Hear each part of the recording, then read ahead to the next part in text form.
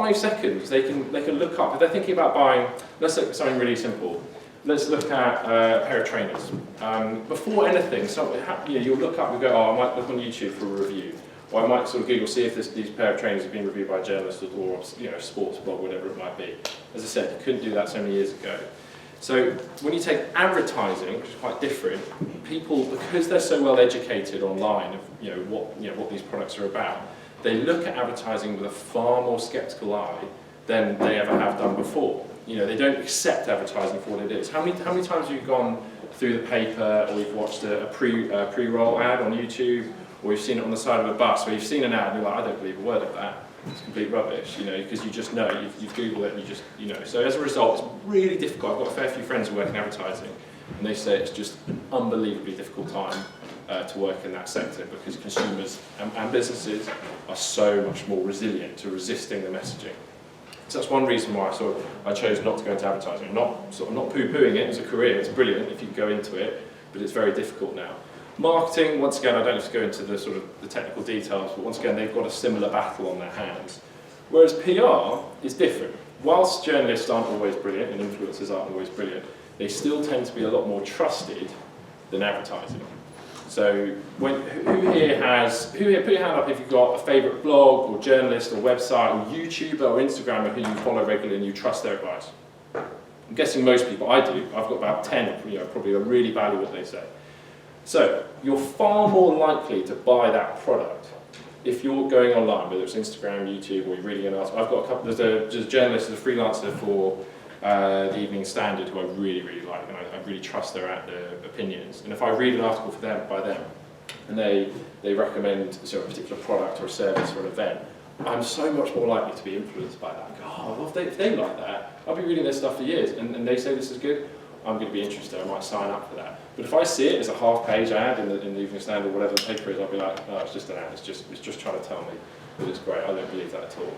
So hopefully that gives you a little bit of a flavour as to why I actually value public relations as a profession, as I think it's because it's the most effective means of getting brand messages across. Well, not just brands, organisations, people, whatever the cause might be. So that hopefully should give you some guidance, and that's the main reason why I was in PR. So in my first interview I had, which was at my previous agency, not Greenhouse, it was called Brands to Life. You might not have heard of the agency, but you may well have heard of the clients. We worked for Virgin Media, Zoopla, Dell, Nikon, John Lewis, Match.com. They're quite interesting brands to work for. When I went for an interview with them, I had that answer ready because I really worked hard on asking myself several times why I want to work in PR. So there's one little takeaway, a bit of advice at the beginning that I'll give to you all. It's that: establish the why. You're probably then also wondering about day to day, what it can be. This is the thing. I'm sure my fellow PR industry colleagues here would agree. It's probably the most difficult question to answer for, what's your day-to-day in PR? It really varies on the day. And I remember when I was first speaking to a few PR professionals whilst I was still at uni, I was thinking about getting into the industry. I would ask them that and they would say, oh, who knows? I said, one of the reasons they work in that is it just changes. Sometimes they'll get in at 9 and they've got to hold their day planned out in their Outlook calendar, and it will just completely change because you have, a client comes in, there's a crisis, or there's a huge bit of coverage out, or whatever it might be, or one of your colleagues is sick and you need to pick up this for them or something like that. So it really does change. But there are obviously some common themes, but a lot of that depends on the clients you work on. PR transcends so many sectors, so it could really depend on, if you're in lifestyle, if you're in B2B, if you're in tech or environmentalism, whatever it might be. But a lot of it is, if I can give some examples, is there's a lot of writing, there's a lot of positioning things for clients, helping advise them. You've got to remember, if you're from an agency side, you're a consultant. You've got to help advise your client on how to navigate the media landscape out there. And it's one heck of a crazier media landscape out there than it ever has been before in the history of media. So they're really going to be relying on you. So you've got to have your ear to the ground, know what news is going on, you've got to monitor news, you've got to read the news, you've got to write the news, you've got to write press releases for your clients and make sure that they understand why you're putting these key messages forward. There are a lot of meetings, there are a lot of calls, getting the best messages and stories out of them and then helping them refine them. And then, of course, there's meeting journalists. And if there's one thing I really also would want to stress today quite highly, it is the value of old school media relations.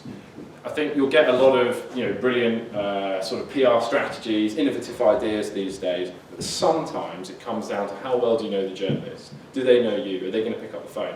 because I can give you a couple of stats here. So particularly journalists who are a little bit more stretched, such as journalists at The Guardian, a fair few of them have been telling me, oh, I've got a friend who's he's the night news editor of The Express, got friends who are columnists at The Guardian or the Evening Standard, and they say, depending on the day, they can get 700 to 800 emails a day. How the hell do you read all that? That's absolutely mad. You can barely get through a fraction of that. So how do you cut through? If you're a PR person, you've got a story on behalf of your client, how are you going to know that that journalist is even going to read your email, let alone try and get them on the phone? Because they might not pick up the phone, they're going to be on deadline. The reason is you've got to build those relationships. You've got to work hard. You've got to find common ground with that journalist and find a way to get a lunch in the diary, get a coffee in the diary.